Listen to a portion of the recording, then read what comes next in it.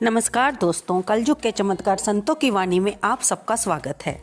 दोस्तों, अगर आप इस चैनल पर नए हो तो कृपया इसे बेल आइकन दबाकर इसे सब्सक्राइब कर लें और ताकि आपको आने वाली हर नई वीडियो की इन्फॉर्मेशन मिलती रहे। आज हम जानेंगे षटतिला एकादशी के बारे में, जो कि जनवरी के महीने में कृष्ण पक्ष में आती है।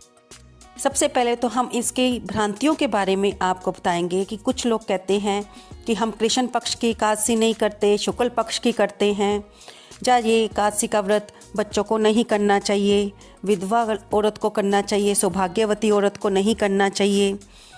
तो हम आपको ये बता दें कि ये व्रत अति पवित्र होता है, चाहे ये कृष्ण पक्ष का हो या शुक्ल पक्ष का। अगर आप दोनों व्रत रख सकें, क्योंकि हर माह में 2 एकादशियाँ आती हैं, एक कृष्ण पक्ष की, एक शुक्ल पक्ष की। शुक्ल पक्ष और कृष्ण पक्ष की दोनों ही एकादशी व्रत को आप रख सकते हैं और प्रत्येक को ये व्रत करना चाहिए, चाहे वो बच्चा है, चाहे वो बड़ा है या बूढ़ा है, चाहे वो स्त्री है या पुरुष है, चाहे वो विधवा है या सौभाग्यवती है, चाहे वो लड़की है या लड़का है। अगर सामर्थ्यानुसार अगर आपके मन में इच्छा है इस व्रत को रखने की, तो आपको अवश्य रखना चाहिए, क्योंकि ये व्रत अनंत जन्मों के पापों को नष्ट करने वाला होता है। और जब हमारे पाप नष्ट होते हैं तो उसके बाद ही हमारे पुण्य उदय होने शुरू होते हैं। हर माह की एकादशियाँ अलग अलग नामों से जानी जाती हैं। माघ मास की कृष्ण पक्ष की एकादशी को षटतिला एकादशी कहा जाता है। किसी भी एकादशी के शुरू होने के नियम दशमी से शुरू होकर द्वादशी तक जाते हैं। दशमी में हमें सात्विक भोजन करना चाहिए, प्रायः अन्न नहीं खाना चाहिए, चावल नहीं खाने चाहिए और भोजन सूर्य अस्त से पहले ही कर लेना चाहिए। फिर अगले दिन एकादशी के दिन हमें सारा दिन व्रत रख के फलाहार, निर्जला जैसा भी हम रख सकें। उसके बाद हमें द्वादशी के दिन इस व्रत की पालना करनी चाहिए। आइए अब हम जानते हैं कि षटतिला एकादशी 17 जनवरी को है या 18 जनवरी को। तो हम आपको बता दें कि एकादशी तिथि 17 जनवरी मंगलवार को 6:05 से शुरू होकर 18 जनवरी दिन बुधवार दोपहर 4:04 तक रहेगी। और क्योंकि 18 जनवरी सूर्योदय तिथि बनती है, इसलिए एकादशी व्रत बुधवार को ही रखा जाएगा। और फिर ये दिन द्वादशी युगत है, जो कि अति पुण्यदायी होता है। इसका पारण समय 19 जनवरी दिन गुरुवार को सुबह 7:14 से 9:14 तक रहेगा। इस दिन सूर्योदय 7:14 पर होगा। अगर एकादशी व्रत का फल आप अपने मृतक पितरों को देते हैं तो उनको भी उत्तम गति प्रदान होती है।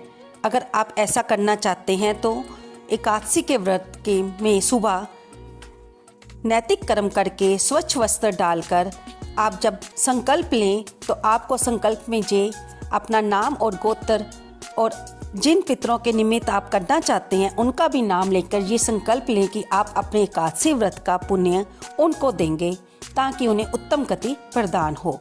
सूर्य भगवान को जल अर्पित करें।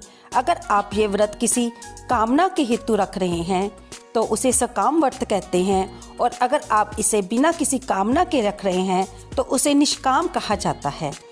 अपने मंदिर में आप पीले रंग के आसन को बिछाकर उस पर भगवान विष्णु या भगवान कृष्ण या श्री राम जी की चित्रपट, अगर आपके पास लड्डू गोपाल नहीं हैं तो आप चित्रपट को भी रखकर उनकी पूजा कर सकते हैं।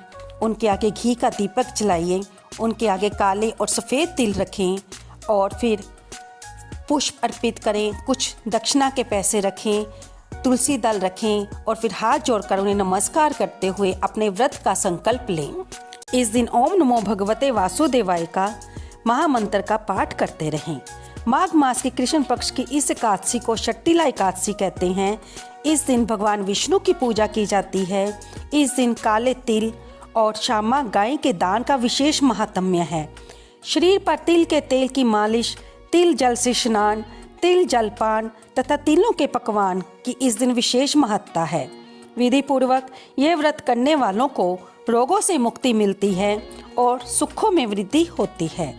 एक समय में दालम्य ऋषि ने महर्षि पुलस्त्य से पूछा, हे महाराज, मृत्यु लोक में मनुष्य ब्रह्म हत्या आदि अनेक पाप करते हैं, प्राय धन की चोरी और दूसरों की उन्नति देखकर ईर्ष्या करते हैं तथा अनेक प्रकार के व्यसनों में फंसे रहते हैं, फिर भी उन्हें नरक प्राप्त नहीं होता। इसका क्या कारण है?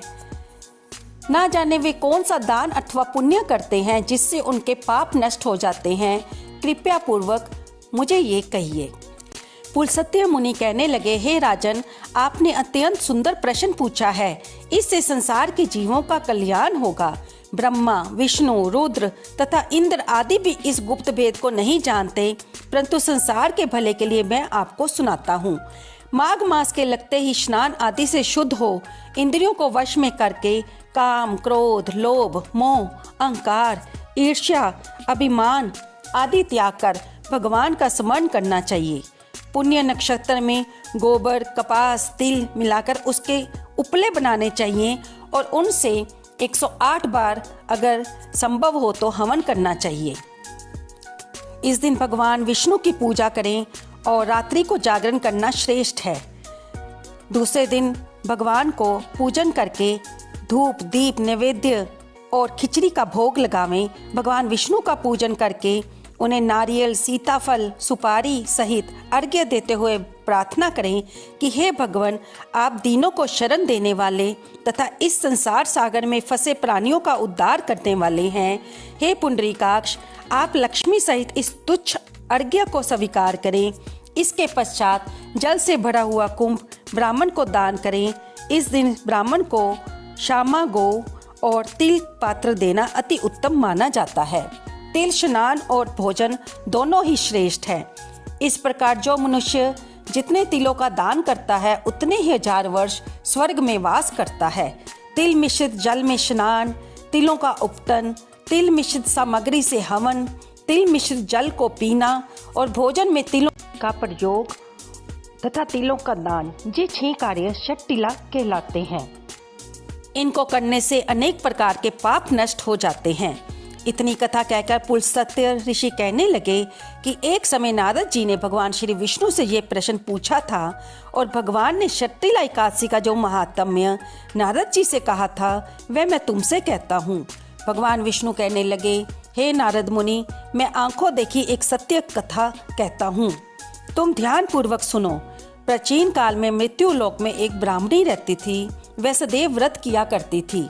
एक समय वह 1 मास तक लगातार व्रत करती रही। इससे उसका शरीर अति दुर्बल हो गया। यद्यपि वह अत्यंत बुद्धिमान थी, फिर भी उसने कभी देवताओं के निमित्त धन तथा अन्न का दान नहीं किया। इससे मैंने सोचा कि ब्राह्मणी ने व्रत से अपना शरीर तो शुद्ध कर लिया है और इसको विष्णु लोक तो मिल ही जाएगा, लेकिन क्योंकि इसने अन्न दान नहीं किया, इससे इसकी तृप्ति होनी कठिन है। ऐसा सोचकर मैं भिखारी बनकर मृत्यु लोक में उस ब्राह्मणी के पास गया और उससे भिक्षा मांगी। वह बोली, हे महाराज, आप यहाँ किस लिए आए हो? मैंने कहा, हे ब्राह्मणी, मुझे भिक्षा चाहिए।